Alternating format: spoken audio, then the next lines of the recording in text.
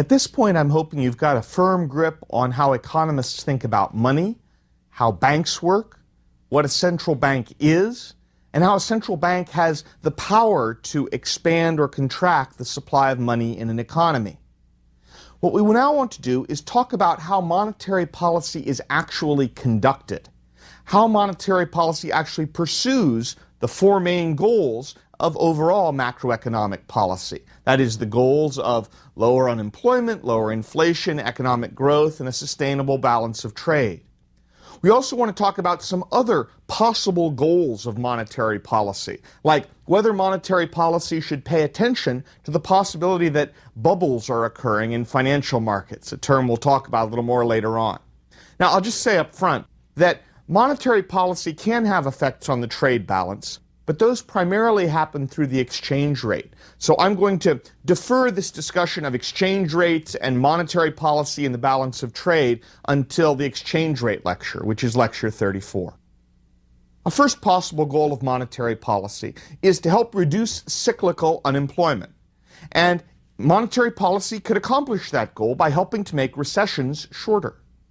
During a recession, a looser monetary policy will reduce interest rates, stimulate aggregate demand in the economy, and thus reduce cyclical unemployment. It will help aggregate demand go up toward the potential GDP level of output. Thus, the standard prescription is that during a recession, the Fed should cut interest rates, should have an expansionary or a loose monetary policy. We have a vivid example of this in recent years. The Federal Reserve actually cut interest rates 11 times in 2001 during the recession. It cut interest rates again in November 2002 and again in June 2003. That federal funds interest rate we talked about in the previous lecture, the interest rate that banks make loans to other banks on an overnight basis, fell from 6.2% in the year 2000 to 1.7% by 2002. So the Fed clearly was willing to act aggressively in the face of a recession to try and encourage more aggregate demand. However, monetary policy does not reduce the natural rate of unemployment. Remember, the natural rate of unemployment is determined by the incentives for working and the incentives for hiring.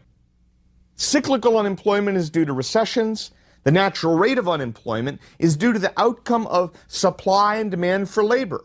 In a dynamic marketplace where people are looking for jobs and losing jobs, and where the incentives for looking for jobs involve the possible welfare benefits and unemployment benefits that you might get if you're out of a job. Also, the incentives to hire will be affected by the rules and regulations that might potentially increase the costs of hiring a worker.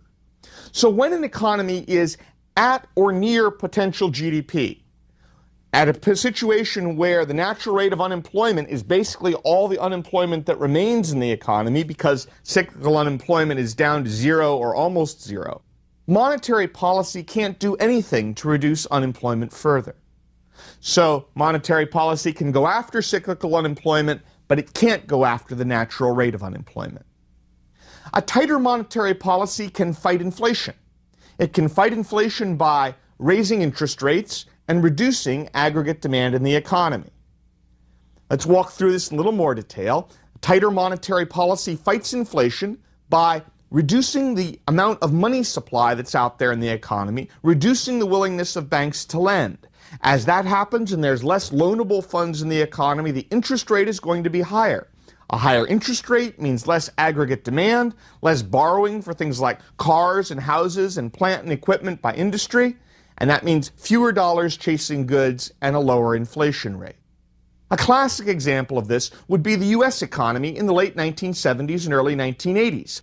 That time inflation is running into double digits. The Federal Reserve under Chairman Paul Volcker was determined to break that inflation. So they ran a very tight monetary policy. They pushed interest rates up and up and up into double digits. They pushed interest rates so high and the fall in aggregate demand was so severe that the U.S. economy actually suffered back-to-back recessions over a 3-year period from 1980 to 1982. But by the mid-1980s, they had slain the inflation monster. It hasn't really come back since. Nonetheless, the Fed keeps up a vigil against the return of inflation. In 1999 and 2000, for example, there was some fear that inflation might be heating up.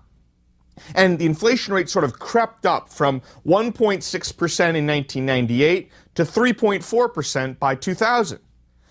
So the Fed reacted. It raised the federal funds interest rate from 4.6% in December 1998 to 6.5% in June 2000. The worry about inflation has at some points been worried about a concern over deflation. Now, deflation occurs when the rate of inflation is negative. That is, instead of money having less purchasing power over time because it's eaten away by inflation, money is actually worth more over time. Now, having money be worth more may not sound so bad, but when deflation interacts with interest rates, it can cause recessions that are difficult for monetary policy to address. Let's remember that the real interest rate is the nominal interest rate minus the rate of inflation. So, if the nominal interest rate is 7%, the rate of inflation is 3%, then the borrower is effectively paying a 4% real interest rate. But now let's imagine that the nominal interest rate is 7% and there's deflation of 2%. Inflation is negative 2%. Then the real interest rate is actually 9%. The real interest rate becomes higher than the nominal rate. In this way, if there's an unexpected deflation, it raises the real interest payments for all borrowers everywhere in the economy. Now, these borrowers presumably weren't expecting the deflation. They weren't expecting their interest payments to be this high. So an unexpected deflation can lead to a situation where an unexpectedly high number of loans are not repaid. Banks find that their net worth is decreasing or negative because their loans aren't being repaid in the way they expected. When banks start suffering losses because those loans aren't being repaid, they become less able, less eager to make new loans. That web of money and demand begins to contract. As aggregate demand declines, you can easily end up in a recession. And here comes the double whammy. After deflation causes a recession, deflation can then make it difficult for monetary policy to work. Let's say that the central bank, the Federal Reserve, sees that a recession is happening and they want to use expansionary monetary policy. They cut the nominal interest rate. They cut it and cut it and cut it all the way down to zero. But if an economy has 5% deflation, then even if the nominal interest rate is zero, the real interest rate is 5%. The central bank can't make the nominal interest rate negative. And as a result, even the most aggressive possible expansionary policy can't reduce the real interest rate below zero if there's a situation of deflation. In the U.S. economy during the early 1930s, deflation was 6.7% per year from 1930 to 1933. In a large part, this is what made the Depression so terrible. Many borrowers had to default on their loans. Many banks ended up bankrupt. And that cycle of less and less banks, less and less loans, less and less aggregate demand contributed substantially to making the Great Depression so very terrible. But it's also worth noting that not all episodes of deflation end in depression.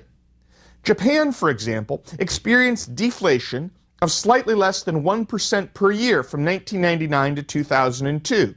And while Japan's economy didn't do especially well over that time period, it did grow by about 0.9% per year over that period. So it didn't bring on a depression.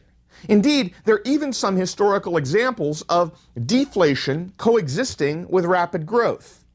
The U.S. economy, for example, experienced deflation of about 1.1% per year over the quarter century from 1876 to 1900. Deflation was the normal state of affairs in that quarter century. But during that time, real GDP also was expanding at a rapid clip of about 4% per year over that time. Even though there were some severe recessions, the average growth rate was quite high. Now, the central bank obviously needs to be on guard against deflation. If necessary, it can try and use expansionary monetary policy to prevent any long-lasting or extreme deflation from occurring. In fact, many central banks aim at an inflation rate of about 2% rather than 0% because they want a little wiggle room to avoid a possible deflation. But except in severe cases like the Great Depression where everything went wrong all at once, deflation is not some guarantee of economic disaster. Monetary policy can also be used to try and encourage economic growth. Low and stable inflation, low and stable interest rates provide a good framework for long-term investment decisions. As we've discussed, the main determinants of economic growth are greater investment in human capital and physical capital and technology, all operating in a market-oriented environment. But part of that stable, market-oriented environment is low and stable inflation and low and stable interest rates. When you provide a good framework for making long-term investment decisions, you're also providing a good framework for long-term economic growth. Essentially, the central bank wants to have a situation where firms need to make profits by greater productivity and innovation, not by sort of playing games with inflation or trying to outguess whether the financial market is going up or down. Several economists, as I pointed out earlier, have noticed that the great productivity slowdown that started in the 1970s happened at about the same time as the great inflation buildup of the 1970s. And while it's proven difficult to draw a really nice, tight statistical connection between the two, there is a deep suspicion that in a developed market economy, inflation is just a distraction from the kinds of efforts and investments that lead to long-term growth. There's also controversy over whether monetary policy should be used to address financial bubbles, like the buildup in the U.S. stock market in the late 1990s, or the buildup in Japan's stock market and housing market in the late 1980s. And it's probably useful to take half a step back here and say what a bubble is to an economist and why a bubble is worrisome. A bubble occurs when prices are going up not because of fundamental values, like we're really expecting rapid economic growth in the future. But prices are only going up because investors expect prices to keep rising. And if you're only buying because you think prices will rise and you'll sell in the future, rather than buying because of some fundamental factor, like real growth that's going to happen, there's going to be some momentum that gets created, and that momentum can't go on forever. That's a bubble which eventually has to burst. It can be very difficult to spot a bubble. In the U.S. stock market in the late 1990s, for example, some people said, well, why are stock prices rising? It's because the internet and new technologies have created these possibilities for enormous future profits. That would be a fundamental reason. Other people said, well, stock prices are rising mainly because people just assume they're going to keep going up, and they're just buying based on the momentum that they think exists. Turned out, I think, to be a little bit of a mix of the two. The stock market bubble did pop, but it didn't pop all the way down to loss of 90% of value or something like that. But sooner or later, something that's based on momentum is going to pop, and it can be difficult for an economy when that happens. However, central banks do not currently pay much attention to asset bubbles for several reasons. One is that it's hard to say when something is a bubble and when it isn't. I mean, do we really want the Federal Reserve saying, well, we think stock prices went up high enough, and now we need to make them go down some? It's a lot of power to give the Fed. Moreover, popping a bubble requires contractionary monetary policy, requires higher interest rates. It might even cause a recession. Is it really worth having a recession in the economy, slower growth, higher unemployment to pop a bubble? I mean, after all, the economy might continue growing through the bubble otherwise.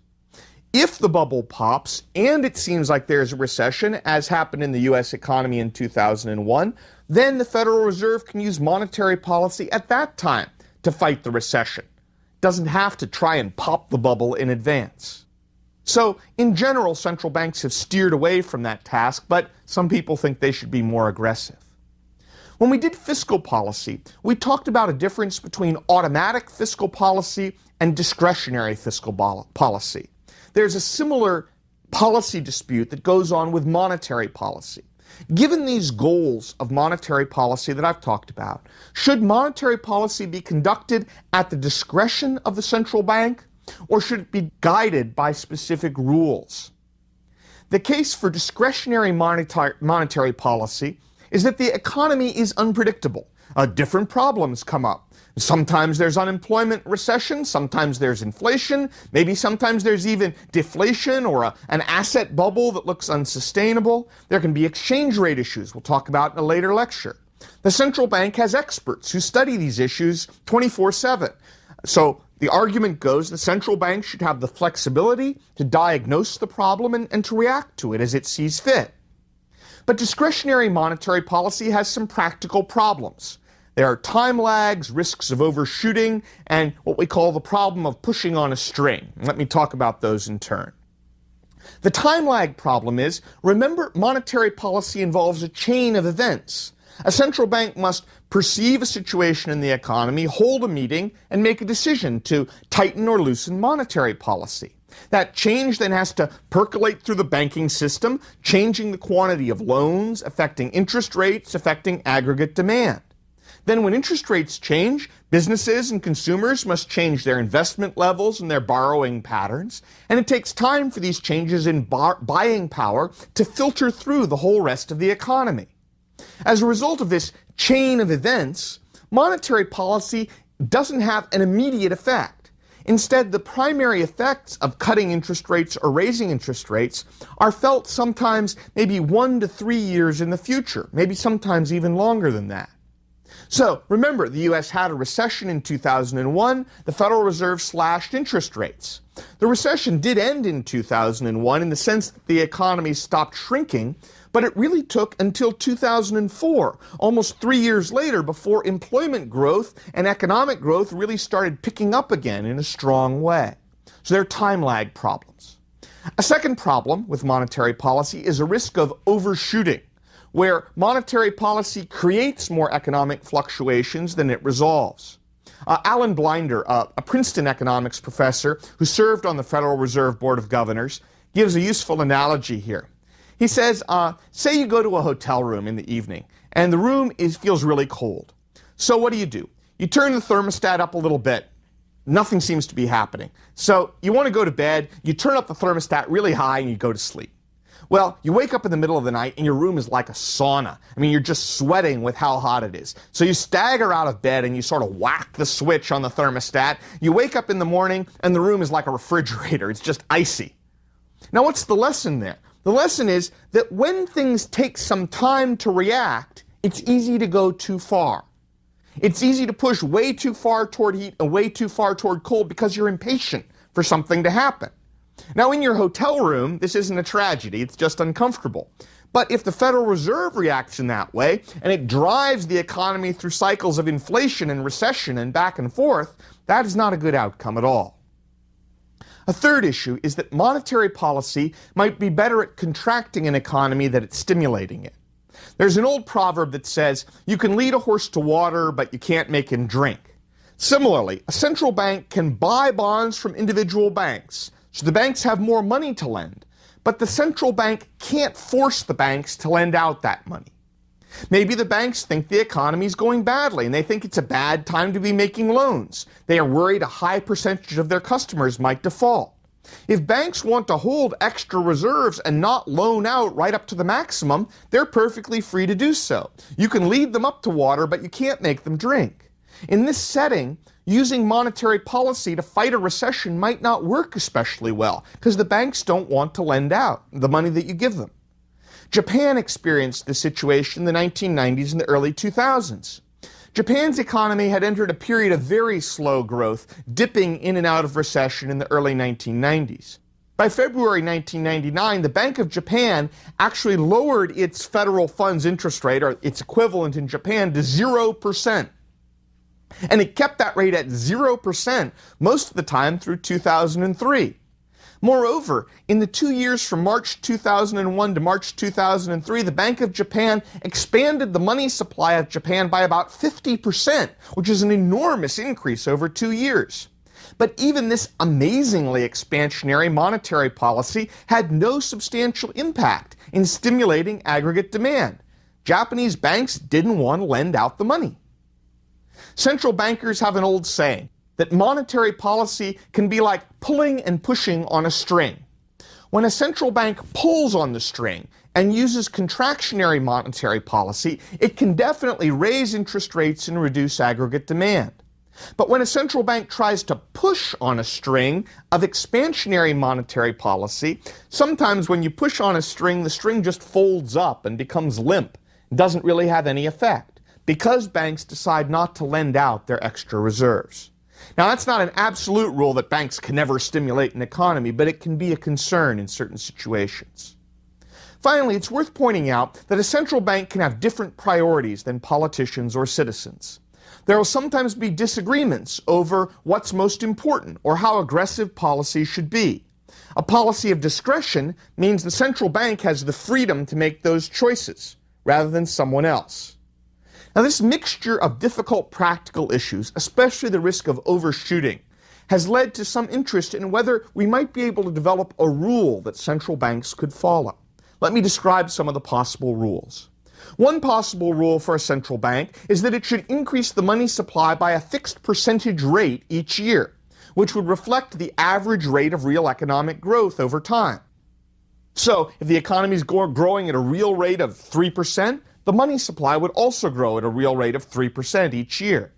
The advantage of this kind of a rule, it would avoid the problem of overshooting or undershooting. On average, over time, money would grow about as quickly as the economy. And for a time in the 1960s and 1970s, this kind of rule, where the money supply would grow at a fixed rate of time, was very popular. These rules had the advantage that inflation would be kept low over time. The Fed wouldn't be trying to guess what's going to happen with the economy. The Fed wouldn't overreact and make matters worse rather than better. The intellectual godfather of this movement was Milton Friedman, the great economist who wrote in 1967 that the first and most important lesson that history teaches about what monetary policy can do, and it is a lesson of the most profound importance, is that monetary policy can prevent money itself from being a major source of economic disturbance. And so that idea was to just have the money supply grow at a fixed rate. Now, that idea works well if the ratio of the gross domestic product to the money supply is constant, so that the money supply and the economy grow together, or at least in a predictable way. But in the 1980s, the ratio between money and GDP began to vary substantially. If you look at a graph, GDP divided by the money supply, which is what economists call velocity, how much money circulates through the economy. From 1960 up to about 1980, you get this very stable relationship. So it's very easy to look at that and say, well, money is circulating in the economy at a steady pace. It's easy to think about things growing in a steady way. But in the early 1980s, you do that same calculation, GDP divided by M1, and all of a sudden your graph begins to bounce up and down and up and down. It becomes quite variable. Now, the reason why this relationship between M1 and GDP changed so sharply remains something of a puzzle. Economists suspect that it has something to do with the innovations in banking and finance, which have changed how money is used in making economic transactions. The growth of electronic payments, a rise in personal borrowing and credit card usage, the accounts that make it easy for people to hold money in a savings account, where it's counted as M2, right up to the moment where they want to write a check and they transfer it over to M1. So these lines about what money is blurred. But whatever the reason, these dramatic and variable changes in the relationship between money and GDP mean that having a fixed growth rate of the money supply won't work very well. Perhaps the preferred method of setting monetary policy today is called inflation targeting. And many countries actually rewrote their central banking laws in the 1990s to use this policy. Inflation targeting means the central bank is legally required to focus on one goal, keeping inflation low.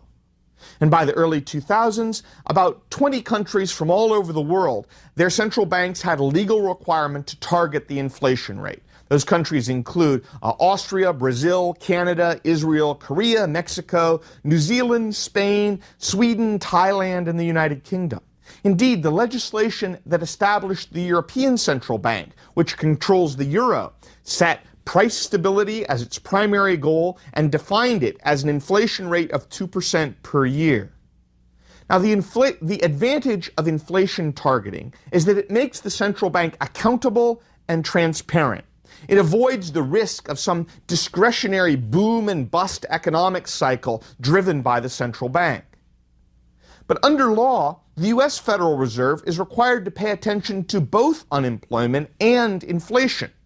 In practice, what this seems to mean is that the Fed should reduce interest rates during recessions and raise interest rates if inflation appears to threaten. But, what if there's both high unemployment and high inflation like the 1970s? Since the late 1970s and early 80s, the Fed policy seems to be make sure inflation is low first and foremost, and then worry about unemployment after that. But in 2001, when there was a recession, clearly the Fed aggressively moved against cyclical unemployment. No nation, with a developed economy at least, conducts its monetary policy through the legislative or the executive branch of government. Instead, they all set up a sort of quasi-public agency that's somewhat independent of politics. Why is monetary policy conducted in so undemocratic a manner? Well, let me give you the case for having monetary policy made through a more democratic process. It goes something like this. After all, elected representatives in Congress and in the presidency conduct fiscal policy by passing tax and spending bills. They could handle monetary policy that way. And let's remember, this argument goes, the people appointed to the top governing positions at the Federal Reserve and most central banks around the world are bankers and economists. They are not representative borrowers. They don't understand the needs of small businesses or farmers or labor unions. If central banks had more democratic representation, they might not be so quick to raise interest rates if they had to pay attention to the firms and the people who are borrowing money in the real economy. Sure, this argument continues, democratic monetary policy will sometimes make mistakes. But after all, we're in a democracy. It is better to have mistakes made by elected officials accountable to voters than by these insulated political appointees who might not be representative of voters. So that's the case for more democracy in monetary policy. What's the case for more independent central banks? The case would be that because the central bank has some insulation from day-to-day politics, its members can act in a somewhat nonpartisan way, and they can make tough, immediate decisions when they need to. After all, a central bank does act according to laws passed by elected officials, but it can respond far more quickly than a legislature. The U.S. budget takes months to get passed and to be debated and passed and signed, but monetary policy decisions can be made much more rapidly. They can call a meeting and decide to change monetary policy every month or more often if they want to. The argument for a more independent central bank is that day-to-day democratic control of monetary policy is impractical. And also, it seems likely to lead to an overly expansionary monetary policy and higher inflation, where people are always trying to provide more loans at lower interest rates. Countries are reluctant to trust politicians with the power to make borrowing easier. And they're reluctant to trust politicians with a responsibility for raising interest rates when necessary. It may be that politicians have sort of a short-run horizon for monetary policy. And they'll be more likely to say, well, we need to act now to get interest rates down. And they'll be more likely to overreact in a way which would cause monetary policy to contribute to big fluctuations in the economy rather than helping resolve those fluctuations. Politicians may also not be very willing to respect the idea of a natural rate of unemployment. They might say, well, unemployment's 5%, let's get it to 4%, 3%, 2%, 1%. And as they try and push unemployment unsustainably low, they're going to create both an unstable macroeconomy and one that has a built-in bias toward inflation. Now, when you get the inflation, you'll need a recession to fix that inflation later on. So, bottom line here is that no nation uses a democratic vote to make monetary policy decisions. The fear is that elected representatives would find it nearly impossible to vote for higher interest rates. And the result would be the economy had a bias toward letting inflation get established and get stronger and stronger. When I think about this issue of central banks being democratic or not democratic, I think it's useful to think about judges. I mean, central banks aren't democratic, but judges aren't democratic either. After all, America's judicial system is run by judges who are presidential appointees, and the judges interpret the laws made by elected officials. Few people think that the legislature should be voting on every legal case. And many of the same arguments apply to a central bank. Sure, laws are made democratically, and judges in some cases interpret the law. But if judges are really messing up in a big way, then the law can change, or in extreme cases, judges get changed too. Similarly, the rules that guide monetary policy are set democratically, like an inflation target or a money growth rule, or a rule that you have to balance unemployment and inflation. The central bank then applies and interprets that rule.